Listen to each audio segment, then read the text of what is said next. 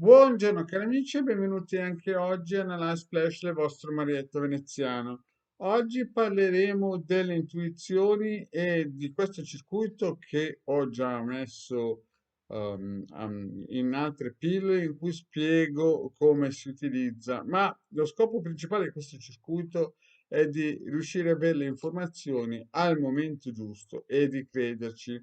Io già in altre pillole ho raccontato di quando 28-29 anni fa, durante insomma, gli incontri di informatica di una certa casa, in un certo attico, mi ero reso conto che sul pianerottolo esistevano delle entità negative.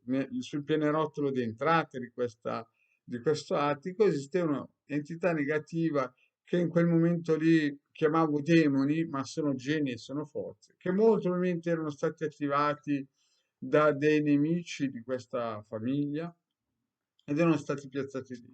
Quando ho spiegato alla padrona di casa che il Marietto ha queste sensibilità, insomma, è stato un po' preso sotto gamba il Marietto, anche se loro erano persone vispe, no? Sempre attente alla materialità, ma alla spiritualità gli mancava qualcosina, non avevano sicuramente le protezioni. Fatto sta che il giorno che ho smesso di andare a fare lezioni ero contentissimo perché non volevo più incontrare al terzo piano queste entità che sentivo fortissime e cattivissime e nerissime. E adesso vi dico il proseguio. E cosa è successo? Dopo qualche anno sono stato richiamato perché la ragazza stava facendo il liceo e aveva problemi con Excel. Vado e praticamente vado giù di nuovo in questa famiglia, no, vado a insegnare ancora. E questa famiglia aveva due figli e il figlio più piccolo, io non lo trovo in casa, ma trovo un ragazzo gravemente malato, o cioè più che malato, leso.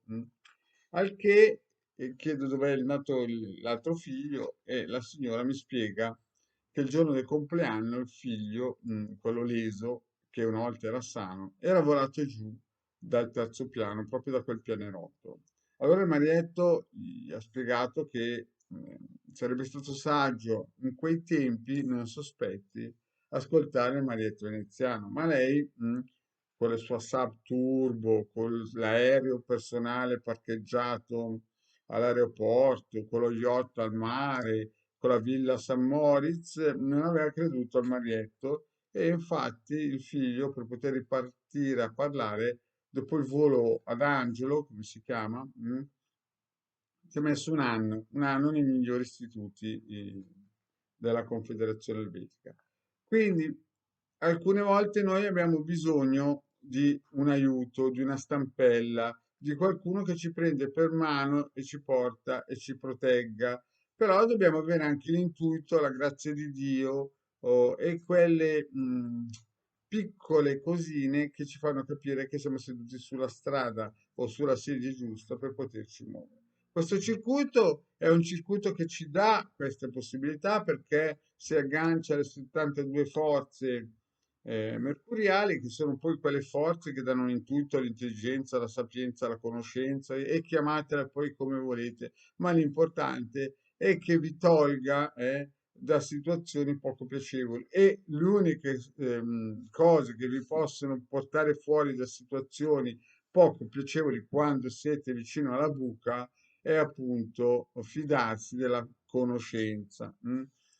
Diciamo, faccio un altro esempio molto semplice, no? Noi abbiamo un vicino di casa, che usa la stessa energia che abbiamo noi. Certamente noi, il decano veneziano, hanno una conoscenza e sulla bolletta hanno potuto risparmiare qualcosina, un decimo praticamente della bolletta del nostro vicino. Il nostro vicino di casa, stessa metratura, mancante di conoscenza, ha speso 10 volte di più.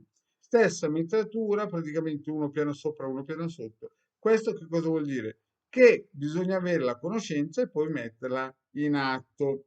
E nel campo esoterico, visto che chi comanda l'eterico comanda il mondo, chi è più vicino alla realtà eterica esoterica ha una marcia in più. Quindi questo circuito Come si può utilizzare? Beh, andate a vedere la pillola che ho già fatto e nell'eventualità potete stamparlo e metterlo in camera così che queste energie benevole, queste energie inondino il campo eterico della vostra mente e vi possono aiutare nella giusta scelta al momento giusto. E alcune volte bisogna anche credere a quello che dice Hildegarda e Maria Teresa. L'unica cosa importante è avere pazienza, capire che le cose non sono alla Harry Potter, ma alla fine, se si è seduti sulla sedia giusta e si fanno le mosse giuste, alla fine il risultato viene sempre. Grazie cari amici e alla prossima.